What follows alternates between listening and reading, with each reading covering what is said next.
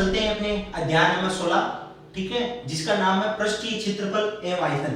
पृष्ठीय क्षेत्रफल एवं आयतन, जो ये अपने पास अपने बोर्ड एग्जाम में 6 मार्क्स के क्वेश्चन आता है, जिसमें से कितने मार्क्स का, 6 नंबरों का, ठीक है। उसमें से अपने पास 3-3 नंबर के 2 क्वेश्चन पूछे जाते हैं, ठीक है। कभी कभार एक भी पूछ लिया जाता है 3 नंबर का, ठीक है। तो 6 या 3 मार्क्स का एक क्वेश्चन पक्का, ठीक।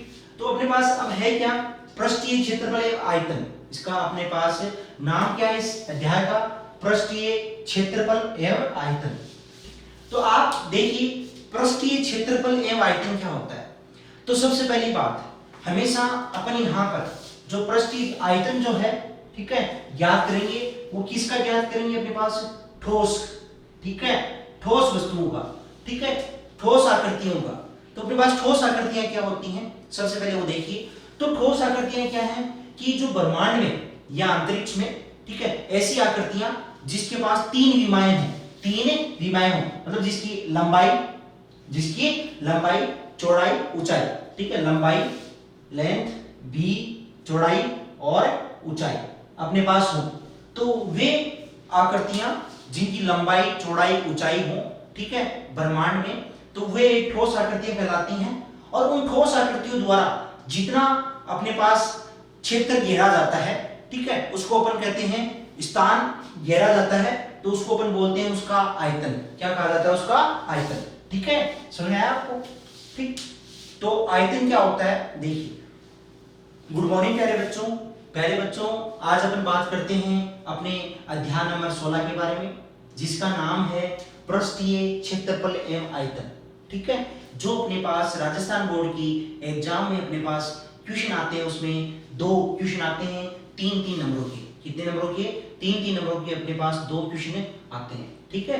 तो अपने पास इस चैप्टर में होता क्या है, आप प्यारे बच्चों अपन इसमें जो ठोस आकृतियां हैं उनके अपन आयतन और पृष्ठीय क्षेत्रफल, उसमें पृष्ठीय क्षेत्रफल में वक्र पृष्ठीय क्षेत्रफल, संपूर्ण पृष्ठीय क्षेत्रफल, ठीक है, और उनके आयतन के बारे में अपन डिस्कस करेंगे कि अब अपन करेंगे इसके बारे में ठोस आकृतियों की, ठीक है। क्योंकि आयतन हमेशा सदैव ठोस आकृतियों का, मतलब ठोस का मतलब आप ये कह सकते हैं कि जिसके त्रिविमीय, जिनमें 3 विमाएं होती हैं, उनका अपन क्या ज्ञात किया जा सकता है, आयतन ज्ञात किया जा सकता है। अब आप कोई सा 3 विमाएं, मतलब जिसमें लंबाई, चौड़ाई, ऊंचाई, ठीक है, तो फिर आप कहेंगे कि आपके दिमाग में आया होगा कि फिर से क्षेत्रफल किसका याद करते हैं।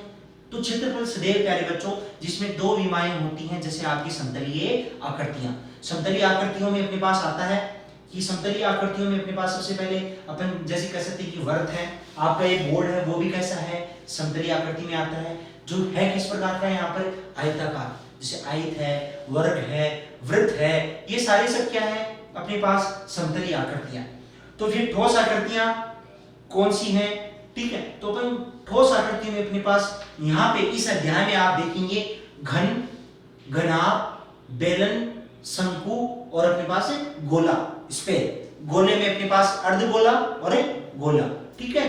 तो अपने पास इसमें अपने पास ये अपन पृष्ठीय क्षेत्रफल देखेंगे एवं उनके आयतन के बारे में अपन डिस्कस करेंगे, ठीक है। तो सबसे पहले अपन मैं आपको बात करता हूं कि ठोस क्या होता है, ठोस होता क्या है। तो अपने पास देखिए प्यारे बच्चों, सबसे पहले ठोस क्या है। ठोस देखो प्यारे बच्चों, यदि अपने पास अंतरिक्ष में या ब्रह्मांड में ऐसी आकृतियां जिनकी 3 विमाएं होती हैं, लंबाई, चौड़ाई, ऊंचाई, तो वे ठोस कहलाती हैं। आगे बात समझ में आपको, तो जिनकी 3 विमाएं हों वो क्या होंगी, अपने पास ठोस होंगी, ठीक है।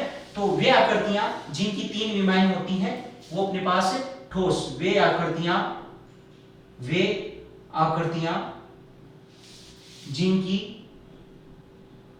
जिनकी अंतरिक्ष में 3 विमाएं और 3 विमाएं कौन सी अपने पास है, कौन सी 3 विमाएं, लंबाई, चौड़ाई L, B व H, चौड़ाई हो,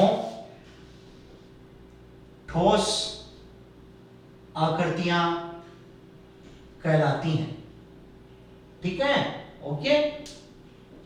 अब ठोस आकृतियों में अपने पास क्या आता है, फर्स्ट ठोस हो गया। दूसरा अपने पास इसमें बात करते हैं अपन आयतन की, किसकी बात करते हैं, आयतन, अपने पास है आयतन। अपन बात करते हैं, चलिए अपन बात करते हैं यहाँ पर आयतन की। तो आयतन देखिए, आयतन क्या होता है? आयतन होता है वॉल्यूम, ठीक है, और वॉल्यूम उसको डिनोट करते हैं अपन V से। अब वॉल्यूम होता क्या है कि इन ठोस आकृतियों द्वारा अंतरिक्ष में घेरा गया स्थान का जो परिमाण होता है, ठीक है, मतलब जो उनका मान होता है कि कितना अपना अंतरिक्ष में कितना स्थान घेर रहे हैं, अंतरिक्ष में कितना स्थान है घेर रहे हैं, उस घेरे हुए भाग का जो अपने पास परिमाण होता है, ठीक है, उसको अपन क्या कहते हैं आयतन कहा जाता है। क्या कहते हैं अपन उसको? आयतन कहते हैं, ठीक है। तो आयतन हो गया कि किसी ठोस आकृति द्वारा अंतरिक्ष में घेरे गए भाग को, ठीक है, जो घेरा गया जो भाग है या जो स्थान है जो अंतरिक्ष में वो घेरता है, उसके जो उसका परिमाण है, ठीक है, मतलब जो उसका रिजल्ट है, उसको अपन क्या कहेंगे? वॉल्यूम में कहते हैं। जैसे आपका रूम है, तो रूम अपने पास जो यहाँ पे अपने पास जैसे ब्रह्मांड है, ब्रह्मांड में रूम जितना स्थान घेरता है वही क्या उसका वॉल्यूम है, ठीक है। या फिर आप कह सकते हैं कि जैसे आपका रूम है, रूम में अपने पास रूम में भी आप उदाहरण लीजिए पानी की टंकी का, आपके घरों में पानी की टंकी है, ठीक है, वो पानी की टंकी एक तो प्लास्टिक वाली आती है, वो नहीं, वो तो बेलनाकार है। एक जो अपने पास पानी घरों में टंकी होती है वो एक घनाभ का एग्जाम्पल है, उसमें अंदर कितना पानी आ सकता है, तो जो जितना पानी आ सकता है, ठीक है, मतलब वो कितना पानी अपने अंदर समाहित कर सकता है, वही क्या उसका आयतन है। आगे बात समझ में आपको? तो ये आयतन होता है, ठीक है। तो फिर तीसरी बात आती है पृष्ठीय क्षेत्रफल। तो आयतन मैंने आपको समझा दिया आयतन क्या है, ठीक है। फिर अपन बात करते हैं पृष्ठीय क्षेत्रफल, ठीक है। तो जो अपने पास सॉलिड होता है, ठोस होता है, क्या होता है? ठोस होता है। तो ठोस के जो भी आकृति होती है, अपने ठोस आकृति होती है, उसके पृष्ठों का, सभी पृष्ठों का क्षेत्रफल निकालकर, सभी पृष्ठों का क्षेत्रफल निकालकर उसका जो योग होता है वही उस आकृति का पृष्ठीय क्षेत्रफल कहलाता है। क्या कहलाता है? पृष्ठीय क्षेत्रफल कहलाता है, ठीक है। तो पृष्ठीय क्षेत्रफल आपको समझ में आ गया कि किसी आकृति, जो भी आपके पास आकृति होती है, उस आकृति का अपन क्या करेंगे? सभी पृष्ठों का क्षेत्रफल ज्ञात करते हुए उनका अपन जोड़ देंगे। सभी पृष्ठों का क्षेत्रफल ज्ञात करके उसका योग करने पर जो हमें प्राप्त होगा वो उसका पृष्ठीय क्षेत्रफल या संपूर्ण पृष्ठीय क्षेत्रफल कहलाएगा। फिर अपन बात करते हैं वक्र पृष्ठीय क्षेत्रफल। वक्र पृष्ठीय क्षेत्रफल, वक्र पृष्ठीय क्षेत्रफल। तो प्यारे बच्चों, वक्र पृष्ठीय क्षेत्रफल क्या होता है? देखिए मैं आपको बताता हूं। वक्र पृष्ठीय क्षेत्रफल ये होता है कि किसी आकृति जो अपने पास है, किसी ठोस आकृति के आधार क्षेत्रफलों को छोड़कर, आधार क्षेत्रफलों को, जैसे अब आपके दिमाग में आया होगा कि सर क्या बता रहे हैं, आधार क्षेत्रफल कौन से होते हैं?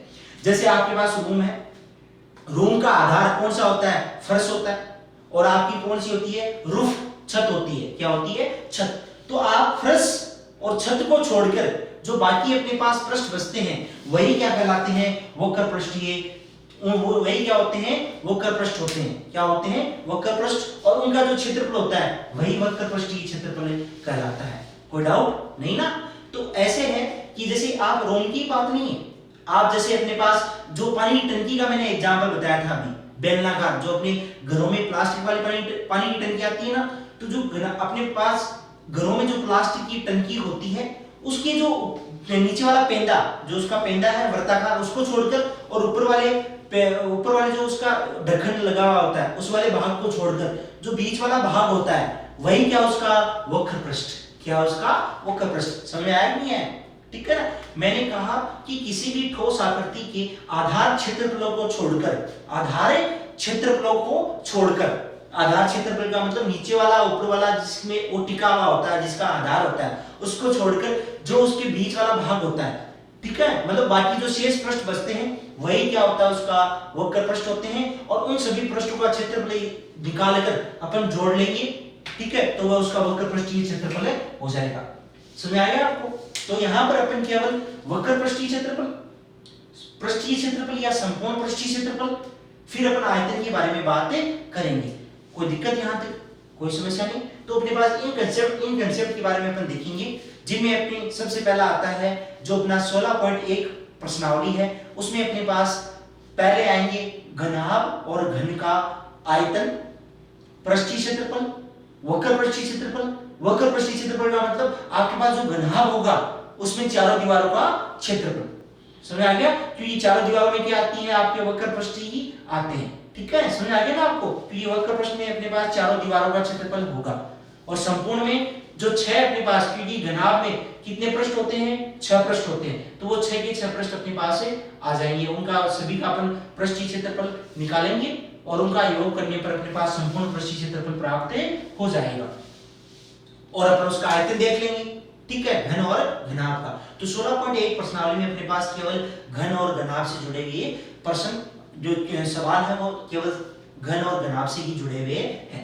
ठीक है मेरे बच्चों, तो अपन देखते हैं कि घनाभ का पृष्ठीय क्षेत्रफल मतलब संपूर्ण पृष्ठीय क्षेत्रफल, घनाभ की चारों दीवारों का, घनाभ का मतलब जो कमरा होता है, कमरे की चारों दीवारों का क्षेत्रफल, या घनाभ का वक्र पृष्ठीय क्षेत्रफल। ठीक है, और फिर अपन देखते हैं घनाभ का आयतन, घन का आयतन, घन का पृष्ठीय क्षेत्रफल। ठीक है, और फिर अपन देखेंगे कि घनाभ की विकर्ण की लंबाई। ठीक है, क्या हो? तो इन सारे अपन फॉर्मूलों के बारे में, सभी सूत्र के बारे में अपन डिस्कस करेंगे। आपको रटना एक भी सूत्र नहीं है। ठीक है, बिल्कुल एक भी सूत्र आपको रटना नहीं है, बिल्कुल स्टेप वाइज अपन समझेंगे। ठीक है, कैसे समझना है देखिए। पहले अपन बात करेंगे यहाँ पर घनाभ की। किसकी बात करेंगे? घनाभ। ठीक है, घनाभ क्या है? तो आप देखिए घनाभ क्या होता है, मैं आपको समझा देता हूं। घनाभ पहले बच्चों आपके पास क्या है कि घनाभ एक 6 पृष्ठों से घिरी हुई आकृति होती है। घनाभ जिसको बोलते हैं क्यूबॉइड, क्या बोलते हैं? क्यूबॉइड भी कहा जाता है। ठीक है, घनाभ है। घनाभ क्या होता है अपने पास? ठीक है, घनाभ एक 6 आयताकार फलकों का मतलब पृष्ठों से, 6 आयताकार पृष्ठों से घिरी हुई एक क्या है? ठोस आकृति है। जिसका एग्जांपल आपके पास उदाहरण है अपने पास, जैसे आपका रूम है, कमरा है। ठीक है, जो कमरा है वो घनाभाकार। अब आप ये मत कहना कि सिर्फ घनाकार भी हो सकता है रूम, किस स्थिति में? जब उसकी लंबाई, चौड़ाई, ऊंचाई बराबर हो। लेकिन मैंने ये कहा कि यदि आपके रूम के सभी पृष्ठ आयताकार हैं, आयत का मतलब जिसकी लंबाई, चौड़ाई, ऊंचाई, लंबाई, ऊंचाई अलग अलग है, मतलब लंबाई, चौड़ाई, ऊंचाई तीनों ही डिफरेंट है। ठीक है, तो वो कैसा, किसका एग्जांपल होगा? घनाभ का। किसका होगा? घनाभ का। तो घनाभ क्या होता है, घनाभ के बारे में आपको डिस्कस करते हैं। पहले इसके बारे में पता होना चाहिए घनाभ की छोटी छोटी चीजें जो आपने पीछे प्रीवियस क्लासेस में आप पढ़ के आए हो, लेकिन अब भी आपको पता होना चाहिए क्या क्या होता है घनाभ में। तो देखते हैं अपन घनाभ में क्या है। तो सबसे पहले देखो घनाभ बनता कैसे है। ऐसे देखिए इसका डायग्राम, ये आपके पास घनाभ है। ठीक है, इस घनाभ में आपके पास क्या है देखना, ये आपके पास घनाभ है। रूम वाला जो आपके पास रूम होता है वो घनाभ है, जिसमें अपने पास एक पृष्ठ ये होता है, दूसरा पृष्ठ ये, तीसरा ये, फोर्थ ये। ठीक है, ये तो 4 हो गए। अब एक पीछे वाला जो आपको फ्रंट में दिखाई दे रहा है 5, और जो ये आप पीछे बैक में दिखाई दे रहा है और ये फ्रंट में दिखाई दे रहा है वो 6। ठीक है, तो अपने पास 6 पृष्ठ होते हैं यहाँ पर। ठीक है, इन 6 पृष्ठों में अपने पास सभी के सभी कैसे हैं? आयताकार, जिसमें L लंबाई, ठीक है, चौड़ाई, B चौड़ाई, और ये अपने पास इसकी ऊंचाई। ओके, यहां तक क्या होती है इसकी ऊंचाई। तो लंबाई, चौड़ाई और ऊंचाई LBH, जिनकी तीनों ही लंबाई, चौड़ाई, ऊंचाई क्या होती है? डिफरेंट होती है। ठीक, अब अपन बात करते हैं कि सर इसका अपने को ज्ञात करना है संपूर्ण पृष्ठीय क्षेत्रफल। तो आप मेरी बात विशेष तौर से ध्यान रखना, आपका रूम है। ठीक है, रूम के जो पृष्ठ हैं वो आयताकार हैं। तो जो फर्श होता है, जो फर्श है अपना, ठीक है, जैसे ये आप देखिए ये रूम का फर्श कौन सा है? ये वाला है यहाँ पर। तो इसमें फर्श में आपके पास क्या आ रहा है कि यहाँ पर लंबाई होती है और चौड़ाई होती है, लंबाई और चौड़ाई। भाई आप ये तो जनरल वे में जब आप ये देखते हैं, तो जब आपसे कोई पूछा जाता है कि आपका भाई कमरा कितने बाई कितने का है, कमरा कितने बाई कितने का है, तो आप ये कहते हैं 10 बाई 8 का है। 10 बाई 8 का, 10 बाई 8 का मतलब क्या होता है? 10 उसकी लंबाई है और 8 उसकी चौड़ाई है।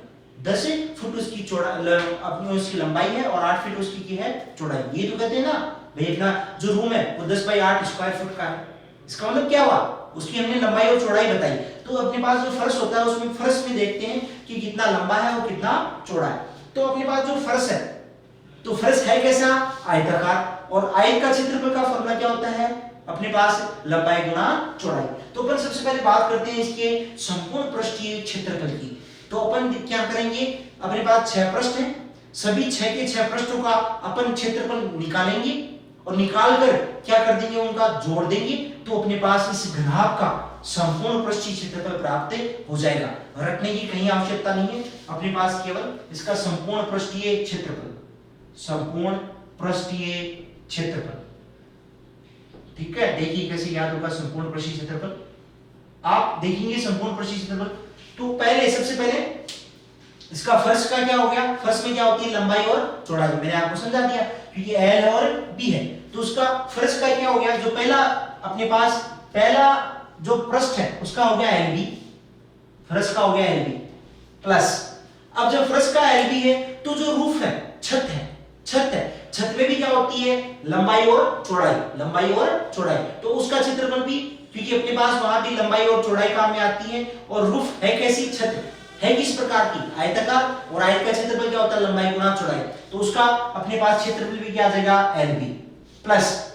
अब अपने पास बात करते हैं अपन दीवारों की। जैसे अपने पास ये सामने दीवार है, उसमें अपने पास क्या यूज हो रहा है, ऊंचाई है, क्या है, ऊंचाई है और चौड़ाई है, चौड़ाई और ऊंचाई। तो चौड़ाई और ऊंचाई है अपने पास, इस दीवार में चौड़ाई भी है और ऊंचाई भी है, और ये है किस प्रकार की, आयत, आयतनुमा है, किस नुमा है, आयतनुमा। और आयत का क्षेत्रफल होता क्या है, आयत का क्षेत्रफल होता क्या है, क्या होता है, लंबाई गुना चौड़ाई। अब यहाँ पे अपने पास चौड़ाई तो है लेकिन लंबाई की जगह क्या काम में आ रही है, ऊंचाई, क्या काम में आ रही है, ऊंचाई। तो यहाँ पे क्या हो जाएगा, चौड़ाई गुना ऊंचाई, चौड़ाई गुना ऊंचाई, तो अपने पास इसका क्षेत्रफल हो जाएगा BH, क्या हो जाएगा, BH। जब इसका BH, तो इसकी जस्ट सामने वाली, जस्ट सामने वाली, तो आपकी जो सामने वाली है उसमें भी क्या है, चौड़ाई और ऊंचाई, तो वो भी आयतनुमा है, तो चौड़ाई गुना ऊंचाई BH, उसका भी BH, BH का मतलब चौड़ाई गुना ऊंचाई। ओके, इसके बाद चलते हैं, अभी तो 4 पृष्ठों का हुआ है, कितने पृष्ठों का हुआ है, 4। फिर आपके पास इधर वाली जो दाई आपके पास बाईं हाथ की ओर है, उसमें क्या है, उसमें लंबाई है, क्या है, लंबाई। जैसे आप देख लीजिए ये अपने पास लंबाई है और ऊंचाई है, लंबाई और ऊंचाई, तो यहाँ पे लंबाई और ऊंचाई है, तो इसका क्या हो जाएगा, LH, क्या हो जाएगा, LH। आपने देख लिया भाई, चौड़ाई और ऊंचाई हो गई 2 में, तो यहाँ पे चौड़ाई और ऊंचाई, यहाँ भी चौड़ाई और ऊंचाई, ये भी चौड़ाई और ऊंचाई है, यहाँ पर भी चौड़ाई और ऊंचाई है, ठीक है। अब आपके पास लंबाई और ऊंचाई, ये रहा ऊंचाई लंबाई, ठीक है, तो लंबाई और ऊंचाई, तो ये कितने पृष्ठों में अपने पास लंबाई और ऊंचाई, 2 पृष्ठों में, लंबाई ऊंचाई, ठीक है, बाईं ओर और दाएं वाले में, इधर भी लंबाई और ऊंचाई। तो यहाँ पे LH LH LH plus LH, लंबाई गुना ऊंचाई प्लस लंबाई गुना ऊंचाई, समझ आ गया, आया कि नहीं आया, क्योंकि ये भी आयताकार थे इसलिए इसका भी क्षेत्रफल क्या होता है, लंबाई गुना चौड़ाई, चौड़ाई की जगह है कैसी, ऊंचाई, तो लंबाई गुना ऊंचाई। ओके, समझ आ गया। अब इनको जोड़ लीजिएगा, जोड़ने पर अपने पास क्या प्राप्त हो जाएगा यहां से कि 2 LB, 2 लंबाई गुना चौड़ाई प्लस 2 BH प्लस 2 LH, ठीक है। 2 यहां से क्या आ जाएगा, उभयनिष्ठ, तो 2 उभयनिष्ठ ले लीजिए, ब्रैकेट में LB plus BH plus LH, क्या है, LH। और पहले बच्चों आप ध्यान से रखना कि जब यहां पे LB गुणा होगा तो यदि लेंथ सेंटीमीटर में है तो ब्रेड्थ भी, मान लो लेंथ, ब्रेड्थ और हाइट, लंबाई, चौड़ाई, ऊंचाई सभी की इकाई सेंटीमीटर में है, तो यहाँ पे सेंटीमीटर गुणा सेंटीमीटर, वर्ग सेंटीमीटर, ये भी वर्ग सेंटीमीटर, वर्ग सेंटीमीटर, वर्ग सेंटीमीटर, तो इसकी इकाई जो अपने पास क्षेत्रफल अपन निकालेंगे, याद करते हैं हमेशा सदैव याद करना, याद रखना कि जब अपन क्षेत्रफल याद करते हैं तो उसकी इकाई सदैव किस में होती है, वर्ग इकाई में, वर्ग इकाई में। यदि सेंटीमीटर में तो वर्ग सेंटीमीटर में, और यदि मीटर में तो वर्ग मीटर में, कोई डाउट नहीं ना, तो इस प्रकार। तो यहाँ पे इसकी इकाई कैसे आ जाएगी, वर्ग इकाई, वर्ग इकाई, कोई समस्या नहीं ना।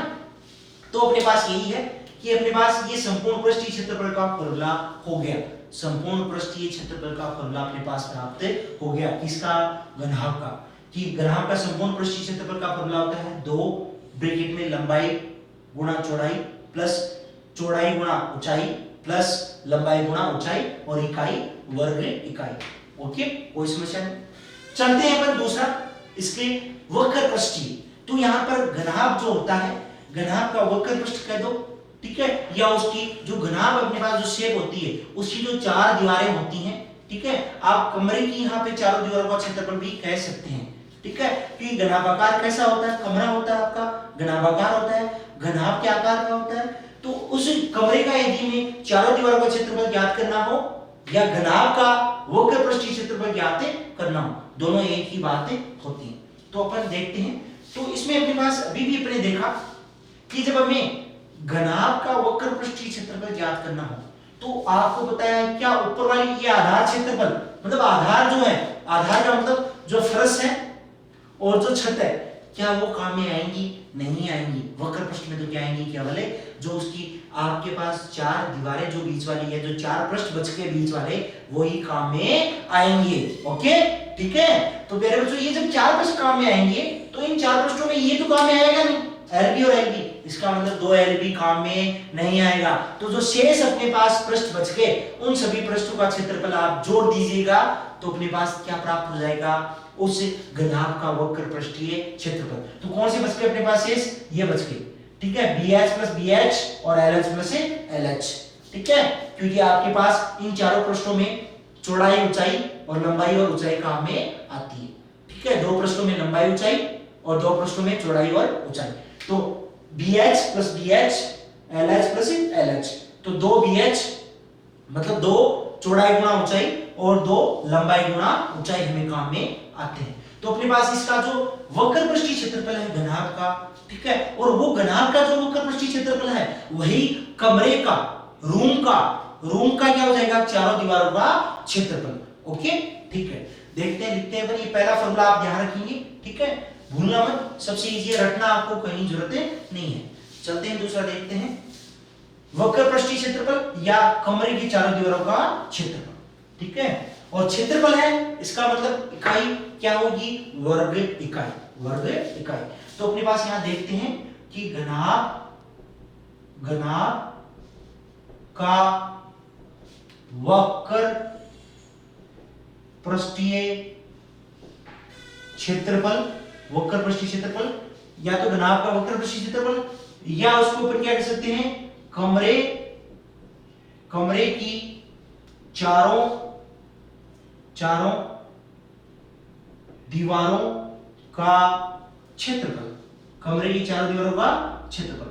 समझ आया आपको, घनाभ का वक्र पृष्ठीय क्षेत्रफल या कमरे की चारों दीवारों का क्षेत्रफल। फॉर्मूला वही अभी तो मैंने समझाया था, 2BH और 2LH, 2BH और 2LH, मतलब अपने पास क्या हो जाएगा यहाँ पे कि दो कॉमन आ जाएगा और BH प्लस LH, अर्थात अपन ये भी कर सकते हैं कि यहां से क्या कॉमन आ रहा है 2 और यहां से H कॉमन आ जाएगा, LB गुणा H, 2 LB गुणा H। समझ आया आपको, मैंने क्या किया, दोनों से H, फिर उभयनिष्ठ था दोनों में BH LH, तो दोनों में जो H उभयनिष्ठ था उसको अपने ब्रैकेट के बाहर ले लिया, तो यहाँ पे से B बच गया और यहाँ से L बच गया, तो अपने पास दो ब्रैकेट में L प्लस B गुणा H, अर्थात इसका फॉर्मूला ये भी हो सकता है, क्या हो सकता है, ये दो ब्रैकेट में L प्लस B क्या किसका परिमाप होता है, किसका होता है, आयत का परिमाप, आयत का परिमाप, क्योंकि आयत के परिमाप में लंबाई चौड़ाई, ठीक है, तो दो लंबाई और दो चौड़ाई होती है, तो दो L प्लस B। तो मैं इसको ये भी कह सकते हैं कि जो कमरे की चारों दीवारों का क्षेत्रफल है उसमें ये भी कहा जा सकता है 2 गुणा, मतलब आप ये कहेंगे कि आयत का परिमाप गुणा ऊंचाई, आगे बात समझ में, आयत का परिमाप गुणा ऊंचाई। तो ये किसका फॉर्मूला है, आयत का परिमाप गुणा ऊंचाई, ये अपने पास है कमरे की चारों दीवारों का क्षेत्रफल या घनाभ का वक्र पृष्ठीय क्षेत्रफल, ठीक है। तो दो ब्रैकेट में L प्लस B गुणा H। ओके, यहां तक देखने के पश्चात अपन चलते हैं इसका आयतन अपन देखते हैं कि आयतन क्या होता है, ठीक है, घनाभ का आयतन। चलिए मेरे बच्चों देखते हैं घनाभ का आयतन। तो घनाभ के आयतन में अपने पास क्या है, तो घनाभ का आयतन देखो आप प्यारे बच्चों, आप ध्यान से सुनिए कि आयतन का मतलब मैंने आपको समझाया था, अभी भी कहा था कि आपका जैसे पानी की टंकी थी, पानी की टंकी में कितना आपके पास पानी भरा जा सकता है, जब आपके पास पानी की टंकी कैसी हो, घनाभाकार, कैसी हो, घनाभागार। आपके घरों में होती है ना ऐसी पानी की टंकी, तो उसमें जब पानी भरा जाएगा तो कितना पानी आ सकता है। तो आप मेरी बात ये सुनिए, जब आप उस पानी की टंकी में पानी डालेंगे, ठीक है, तो पानी डालेंगे तो सबसे पहले पानी जाएगा कहां पर, उसके आधार में, आधार का मतलब जो उसका फर्श होगा उसमें जाएगा। तो इसका फर्श कैसा है, इसका फर्श आयताकार, आयत का मतलब L गुणा B। फिर उसकी वो जो पानी है वो किस पे निर्भर करता है, उसके आधार पर। भैया आधार यदि आपके पास दो पानी की टंकियां हैं, एक पानी की टंकी का आधार है, आधार का मतलब जो आधार का क्षेत्रफल है, नीचे वाला आधार का क्षेत्रफल का मतलब जो उसका एरिया है, नीचे वाला जो एरिया है आधार का, यदि वो कम है और दूसरी पानी की टंकी का ज्यादा है, मतलब एक की लंबाई और चौड़ाई कम है, दूसरी की लंबाई और चौड़ाई ज्यादा है, और पहले वाले की ऊंचाई कम है और दूसरी वाली की टंकी की ऊंचाई ज्यादा है, तो हमें जाहिर सी बात है पानी किसमें आएगा, दूसरी वाली पानी की टंकी में, जिसकी लंबाई चौड़ाई और ऊंचाई ज्यादा है। ठीक है, तो आप ये कहेंगे कि हमेशा जो पानी की टंकी है उसमें जो पानी है वो किस पर निर्भर करता है, उसके आधार के क्षेत्रफल में और उसकी ऊंचाई पर। जितनी ऊंची होगी उसमें उतना ही पानी ज्यादा आएगा। ठीक है, या फिर अपन कह सकते हैं जितना उसका आधार का क्षेत्रफल ज्यादा होगा, उसकी लंबाई और चौड़ाई ज्यादा होगी, उसमें उतना ही पानी ज्यादा आएगा। तो अपन ये कहेंगे कि हमें यदि घनाभ का आयतन ज्ञात करना हो, क्या याद करना हो, आयतन, तो आयतन में अपने पास फॉर्मूला होता है। सबसे पहले ध्यान रखना कि पानी आएगा कहां, सबसे पहले आधार पर, आधार वाले पृष्ठ पर। आधार वाले पृष्ठ का मतलब उसका क्षेत्रफल, भाई वो पूरे पृष्ठ को कवर करेगा। ऐसे तो है नहीं कि पानी आया कोने में रख दिया, कोने में तो रहेगा नहीं। ठीक है, पानी तो पूरे स्प्रेड करेगा, फैलेगा पूरे पृष्ठ पर, तो उसको वो क्या करेगा, पूरा उसका क्षेत्रफल है ये पूरा यहां पर पूरा पृष्ठ घेरेगा, तो इसका मतलब ये इसका क्या आ जाएगा, क्षेत्रफल। तो आधार का क्षेत्रफल क्या होता है, L गुणा B, L गुणा B, तो इसका फॉर्मूला होता है L गुणा B, और डिपेंड किस पर करता है, ऊंचाई पर, तो LBH, L गुणा B गुणा H। ये क्या होता है अपने पास, घनाभ का आयतन का फॉर्मूला L गुणा B गुणा H। ठीक है, अब ध्यान रखना यदि LBH जो लंबाई गुणा चौड़ाई, लंबाई चौड़ाई ऊंचाई है, उन तीनों की जो विमाएं हैं, मतलब आपके पास जो ये तो तीन विमाएं हैं, लंबाई चौड़ाई और ऊंचाई, यदि इनकी इकाइयां सेंटीमीटर में हो तो सेंटीमीटर गुणा सेंटीमीटर गुणा सेंटीमीटर, तो सेंटीमीटर की घात कितनी हो जाएगी, 3। इसका मतलब घने सेंटीमीटर, घने सेंटीमीटर, या इसकी इकाई जो भी होती है, तो हमेशा याद रखना जो आयतन होती है, आयतन होता है उसका अपने पास जो इकाई होती है वो घन इकाई, क्षेत्रफल की वर्ग इकाई और इसकी घन इकाई, तो इसकी इकाई होगी हमेशा घन इकाई। यदि मीटर में है तो मीटर में, सेंटीमीटर में है तो सेंटीमीटर में, ठीक है, और मिलीमीटर में तो मिलीमीटर में। आगे यहां तक समझ, तो घन इकाई होगी यहां तक, बस इतना ही अपने पास। घनाभ में अपने इसका संपूर्ण पृष्ठीय क्षेत्रफल देख लिया, वक्र पृष्ठीय क्षेत्रफल या चारों दीवारों का क्षेत्रफल देख लिया, अपने इसका आयतन देख लिया। इतना जरूर कर सकते हैं कि इसका अपने ये फॉर्मूला ये भी बन सकता है कि आधार का क्षेत्रफल, आधार का क्षेत्रफल गुणा ऊंचाई, आधार का क्षेत्रफल गुणा ऊंचाई। ओके, यहां तक कि आधार का क्षेत्रफल L गुणा B और गुणा ऊंचाई का मतलब H, तो LBH, ये इसका आयतन का फॉर्मूला हो जाता है। अब अपन बात करते हैं इसके विकर्ण की लंबाई।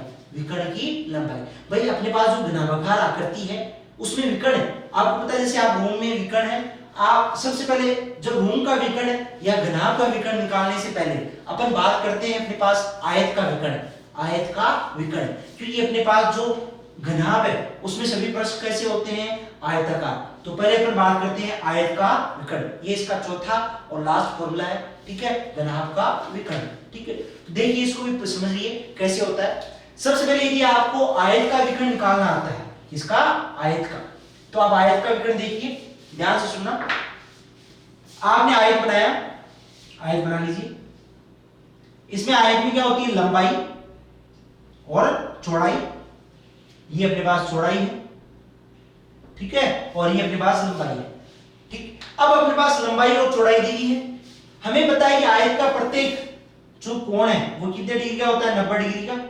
अपन यहां से ये ABCD अपने पास आयत था, ABCD, अपन AC को मिला देंगे, तो ये AC क्या है, AC क्या है, दो सम्मुख शीर्षों को मिलाने वाला रेखाखंड है, दो सम्मुख शीर्षों को मिलाने वाला रेखाखंड। ये सम्मुख शीर्ष हैं A और B, और A और D आसन शीर्ष हैं जो एक ही आसन पर स्थित है। ठीक है, तो सम्मुख शीर्षों को मिलाने वाला रेखाखंड क्या कहलाता है? विकर्ण। तो ये विकर्ण है एसी। अब हमें पता है कि अपने पास जो एबीसी जो त्रिभुज बन रहा है, क्या बन रहा है? त्रिभुज एबीसी। जो अपने पास त्रिभुज एबीसी आपको दिखाई दे रहा है, ठीक है, उसमें आपके पास एक कोण कितने डिग्री का है? 90 डिग्री का। तो 90 के सामने वाली भुजा क्या होती है? कर्ण होती है। क्या होती है? कर्ण। तो यहाँ पे हमें मान किसका याद करना है? इसे कर्ण का मान ज्ञात करना है। तो कर्ण स्क्वायर बराबर क्या होता है? आधार स्क्वायर प्लस लंब स्क्वायर, अर्थात L square plus B square. कर्ण स्क्वायर बराबर मतलब के स्क्वायर, और के स्क्वायर यहाँ पे क्या है? AC square. एसी स्क्वायर बराबर हो जाएगा l square plus B square. Okay, कोई दिक्कत यहाँ पे? हमें मान केवल एसी का ज्ञात करना है। स्क्वायर हटाओगे तो जो स्क्वायर है, वर्ग है, वो किस में बदल जाएगा? वर्ग मूल में। तो यहाँ पे हो जाएगा under root l square plus B square, और ये किसका माना गया? एसी का। और एसी है क्या अपने पास? एसी यहाँ पर इस आयत का विकर्ण है, आयत का विकर्ण, ठीक है। और आयत के दोनों विकर्ण बराबर होते हैं, ठीक है। चलिए, तो यहाँ पे इसका विकर्ण का मान आ गया अंडर रूट या वर्गमूल l square plus B square. बस इतना ध्यान रखो। और घनाभ में क्या होता है? अपने पास तीन सीमाएं होती हैं, एल बी एच। एच और है l square plus B square, और एच और है तो इसका मतलब एच स्क्वायर, तो प्लस का एच स्क्वायर, प्लस का एच स्क्वायर। और क्या आ जाएगी इसकी इकाई?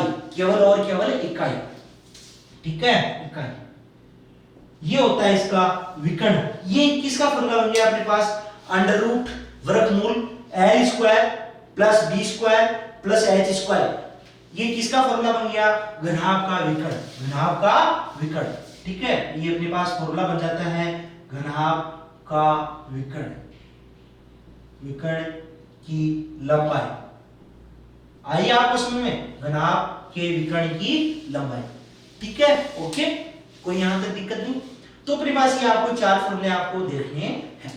अब हम बात करते हैं, आगे चलते हैं घन, क्यूब में। किसमें चलते हैं? क्यूब। क्यूब के भी ये चार फॉर्मूले देखेंगे अपन। पहले संपूर्ण पृष्ठीय क्षेत्रफल, वक्र पृष्ठीय क्षेत्रफल, ठीक है, या उसकी चारों दीवारों का क्षेत्रफल, ठीक है। कमरा यदि घनाकार है, कैसा है? घनाकार है, अपने पास कमरा है, तो उसका चारों दीवारों का क्षेत्रफल, ओके, ठीक है। या फिर घन के वक्र पृष्ठ का क्षेत्रफल, ओके, समझाया नहीं है? फिर सेकंड लास्ट अपन देखेंगे आयतन, घन का आयतन, और लास्ट देखेंगे घन का विकर्ण, घन का विकर्ण, ओके। देखते हैं। तो अपन सबसे पहले यहां से घन को बोलते हैं क्यूब। क्या बोलते हैं? क्यूब, ठीक है। क्यूब में मतलब आपका देखो नाम से पता चला क्यूब, इसका मतलब तीनों क्या होंगी? लंबाई, चौड़ाई, ऊंचाई क्या होंगी? एक समान है, ठीक है। यहाँ पर ध्यान रखना, जो अपने पास घन होता है, उस घन की एक विशेषता होती है कि घन के 6 के 6 पृष्ठ, 6 के 6 पृष्ठ कैसे होते हैं? सभी 6 के 6 पृष्ठ अपने पास वर्गाकार, वर्ग स्क्वायर के जैसे होते हैं, वर्गाकार होते हैं, ठीक है। तो आप ये दूसरी बात करते हैं अपन घन, और जिसको बोलते हैं क्यूब। क्या कहा जाता है? क्यूब, ओके, घन या क्यूब। अब घन में अपने पास क्या है? जिसकी लंबाई, चौड़ाई, ऊंचाई क्या होती है? बराबर। लंबाई, चौड़ाई, ऊंचाई क्या होती है? बराबर। तो आप थोड़ा इसको बराबर बना लेना, ऐसे लंबाई, चौड़ाई, ऊंचाई को, तो डंड से ऐसे। ये अपने पास क्यूब है,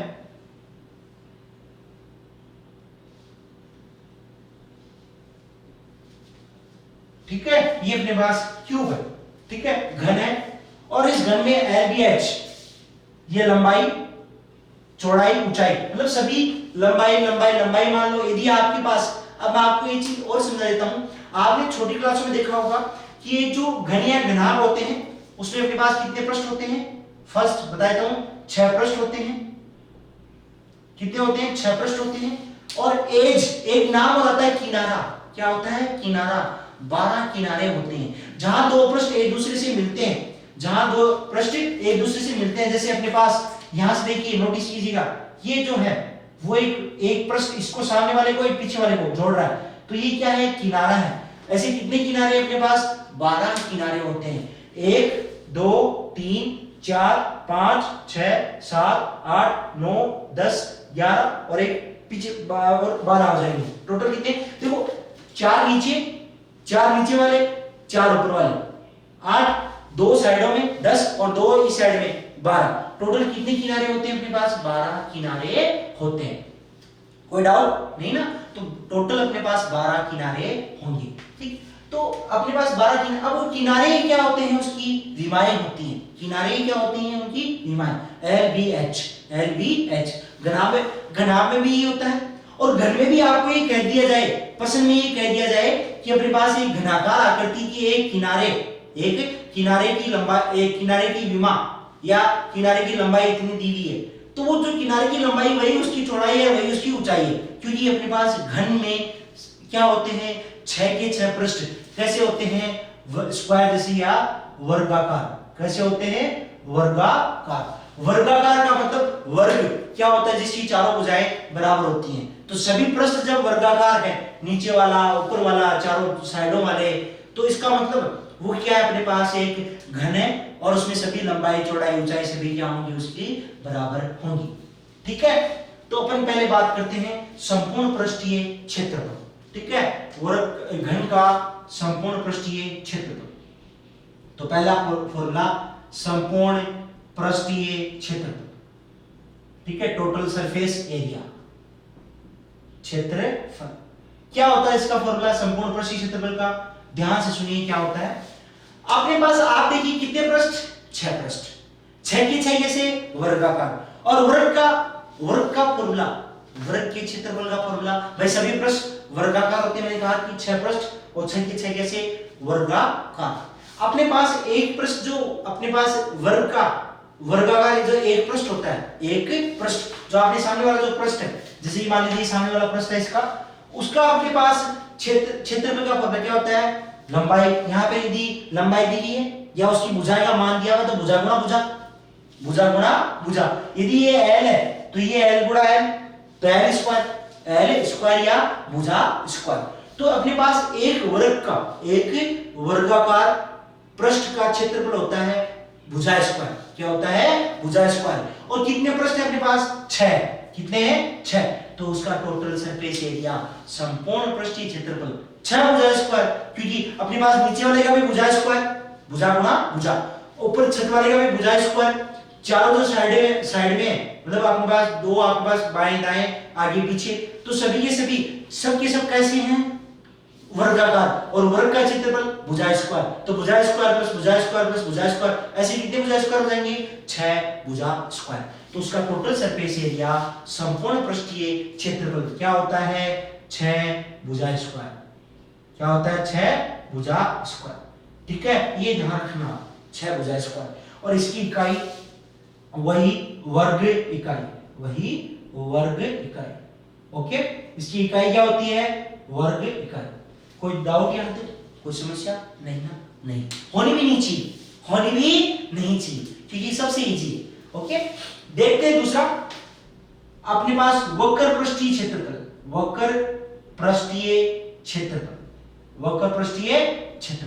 क्या होता है वक्र पृष्ठीय क्षेत्रफल? आपके पास वक्र पृष्ठीय क्षेत्रफल, तो उसमें आप देखिए वक्र का मतलब आधार क्षेत्रफल को छोड़कर, मतलब आधार का मतलब नीचे वाले ऊपर वाले को छोड़कर कितने बच गए अपने पास? 4। ठीक है, और 4 पृष्ठ बच गए, तो एक का भुजा स्क्वायर, तो 4 का 4 भुजा स्क्वायर, भुजा स्क्वायर प्लस भुजा स्क्वायर प्लस भुजा स्क्वायर प्लस भुजा स्क्वायर, तो 4 भुजा स्क्वायर। तो इसका हो जाएगा अपने पास फॉर्मूला 4 भुजा स्क्वायर। ओके, और इकाई वर्ग इकाई। तीसरा अपने पास आता है इसका आयतन। तो आयतन फर्श कैसा? वर्गाकार। कैसा फर्श है? वर्गाकार है फर्श। और वर्ग का क्षेत्रफल भुजा गुणा भुजा स्क्वायर। अब उसकी डिपेंड हाइट, और हाइट भी तो उसकी भुजा की नीचे वाले फर्श की भुजा के बराबर ही है, तो भुजा गुणा ऊंचाई भी उसकी कितनी है? भुजाई मतलब जितनी उसकी लंबाई और चौड़ाई है वो दोनों बराबर है, तो उसकी ऊंचाई भी बराबर है। तो भुजा गुणा भुजा मतलब भुजा की घात 3। ठीक है, भुजा की घात 3 हो जाएगी, अर्थात इसका जो आयतन है भुजा क्यूब मतलब भुजा की घात 3 अपने पास इसका आयतन प्राप्त हो जाएगा। तो कोई डाउट है आपको यहाँ तक? कोई समस्या नहीं ना? है क्या मेरे बच्चों? कोई दिक्कत नहीं ना? सबसे इजी होता है। ठीक है, सबसे कंसेप्ट सबसे इजी है। ठीक है, तीसरा आपके पास इसका आयतन क्या होता है? आयतन। आयतन अपने पास यहाँ पर मैंने आपको बता दिया भुजा की घात 3, भुजा की घात 3। लेकिन जब आयतन है तो यहाँ भुजा यदि भुजा की इकाई सेंटीमीटर में है, सेंटीमीटर में है, तो अपने पास क्या हो जाएगा घन सेंटीमीटर। क्या हो जाएगा घन सेंटीमीटर। तो अर्थात इसकी इकाई घन इकाई, घन इकाई। कोई डाउट, कोई दिक्कत यहाँ पे, कोई समस्या नहीं ना? तो सबसे इजी है। लास्ट एंड फाइनल फोर्थ, इसके विकर्ण। विकर्ण, अब घन का विकर्ण, घन का विकर्ण। तो घन का विकर्ण जब हमें ज्ञात करना हो तो अपने पास पहले वर्ग का विकर्ण, वर्ग का विकर्ण पता होना चाहिए। और वर्ग का विकर्ण अपन निकाल के बताता हूं आपको। और जब वर्ग का विकर्ण आ गया तो घन के विकर्ण में एक अपने पास एक विमा और जोड़ देंगे। ठीक है, कैसे देखिए, पहले अपन वर्ग का विकर्ण ज्ञात करते हैं। वर्ग का विकर्ण, तो वर्ग के विकर्ण में आप ध्यान देना क्या है, वर्ग का विकर्ण।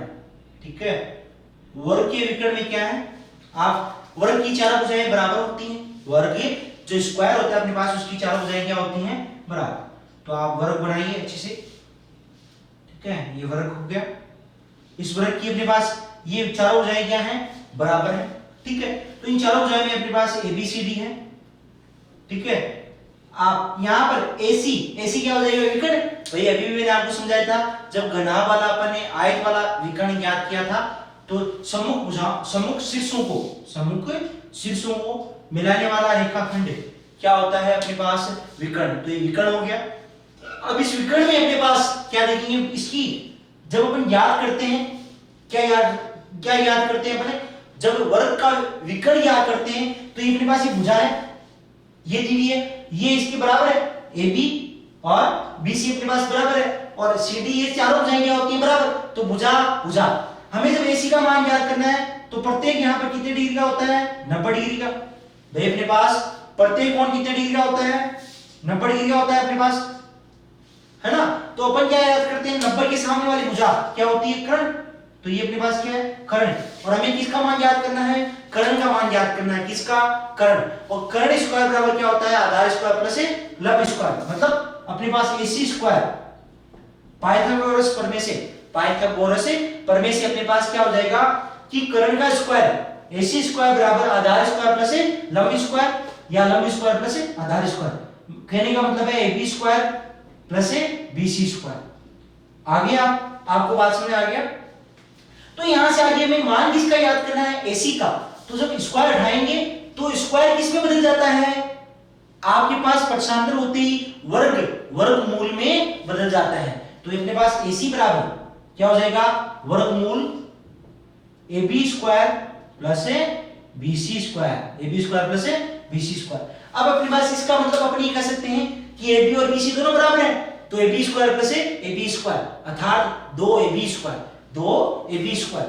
क्यों समझ आया आपको 2AB स्क्वायर, क्योंकि AB और BC क्या है, दोनों बराबर है, क्योंकि यहाँ पे वर्ग है और वर्ग की चारों भुजाएं बराबर होती हैं। तो यहाँ पर AB और BC बराबर है, तो AB स्क्वायर और ये भी AB स्क्वायर, कितने AB स्क्वायर, 2AB स्क्वायर, तो अंडररूट 2AB स्क्वायर। ठीक है, अब आपको पता है जब आप यहां पर किसका, घन का विकर्ण ज्ञात करेंगे, किसका, घन। तो घन के विकर्ण में क्या होती है, ऊंचाई और होती है, लंबाई चौड़ाई और ऊंचाई, तीसरी विमा और होती है। तो वो तीसरी विमा में क्या होगी, बराबर ही होगी। ठीक है ना, वो किसके, AB के।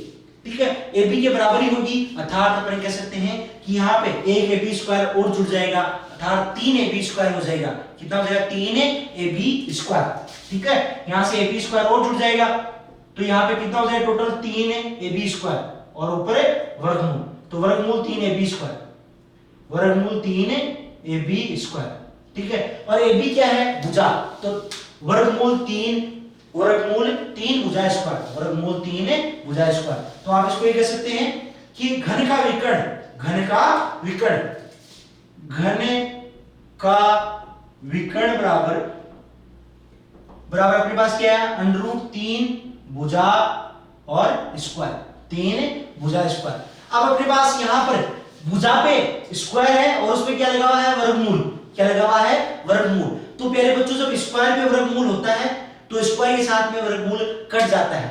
उसके पीछे रीजन यह होता है, क्या रीजन होता है कि इस वर्गमूल का मतलब क्या होता है, घात आदि, घात आदि। तो जैसे भुजा है और उसके ऊपर घात 2 थी पहले, और उसकी जो वर्गमूल लगा हुआ है इसका मतलब घात कितनी है, आदि, 1/2। तो जब घात की घात होती है, आपने घातांक नियम पढ़े होंगे, किसी संख्या पर घात और उसकी फिर घात, तो जब घात की घात होती है तो घातें गुणा हो जाती हैं। तो घातें गुणा होंगी तो 2 से जब 1/2 गुणा होगा तो 2 से 2 कट जाएगा, भुजा की घात 1 अर्थात भुजा। तो कहने का मतलब अपन सीधे शब्दों में ये कहते हैं कि जब स्क्वायर होता है और उसमें वर्गमूल होता है तो स्क्वायर के साथ में वर्गमूल, लेकिन ध्यान रखना वो स्क्वायर होल स्क्वायर होना चाहिए, उस पूरे पे, कंप्लीट पे। कंप्लीट का मतलब जिस पे जैसे भुजा पर है तो यहाँ पर भुजा पे यदि यहाँ पे कुछ जुड़ा हुआ होता, इसके साथ में कुछ जुड़ा हुआ होता और तो उस पे भी स्क्वायर होता, लेकिन होता दोनों पे अलग अलग अलग अलग, तो आप सीधा सीधा डायरेक्ट वर्गमूल नहीं काट सकते थे। लेकिन ये दोनों संख्याएं किसमें है, गुणा में है, और भुजा के ऊपर घात 2 है और उस पे वर्गमूल है, इसलिए अपन ने काट दिया। और ये अंडर रूट का ये 3 का रहेगा, ये तो वर्गमूल के अंदर ही रहेगा क्योंकि इसकी घात 2 नहीं है, ठीक है। तो यहाँ पे हो जाएगा भुजा √3, भुजा √3। तो भुजा √3 क्या हो गया, अपने पास घन का विकर्ण प्राप्त हो गया, ठीक है। तो ये इतना आप याद रख सकते हो। तो आपकी 16.1 प्रश्नावली कंप्लीट, ठीक है। ये आपको 4 और 4 8 फॉर्मूले याद रखने हैं। अब देखो विकर्ण से जुड़ा हुआ क्वेश्चन कैसे आएगा, विकर्ण से जुड़ा हुआ क्वेश्चन ऐसे आएगा कि वो कहेगा एक घनाभागाकार कमरा है जिसकी विमाएं क्रमशः ये हैं, ऐसे दी हुई है जैसे 15 20 और 25, ठीक है, सेंटीमीटर है, ठीक है। आपको कहेगा कि उस कमरे में अपने पास सबसे लंबी छड़ कहां रखी जा सकती है, तो सबसे लंबी छड़ कहां रखी जा सकती है, विकर्ण पर। कहां, जैसे आपको कहें कि एक वर्ग है या ये बोर्ड है, या आपका बोर्ड है, इस बोर्ड पर सबसे लंबी लाइन कहां ड्रॉ कर सकते हैं, तो सबसे लंबी लाइन ड्रॉ कहां से कर सकते हैं अपने, इसके सम्मुख शीर्षों को मिलाने वाले रेखा खंड पर अर्थात इसके विकर्ण पर, इसके विकर्ण पर सबसे लंबी लाइन खींची जा सकती है। ओके, समझ में आया। तो ऐसे ही हमें विकर्ण का मान वहां पर ज्ञात करना होगा। अब अपन चलते हैं अपने इसके सवालों में, प्रश्नावली में चलते हैं। 16.1 प्रश्नावली में अपन क्वेश्चन आंसर देखते हैं, ठीक है। देखिए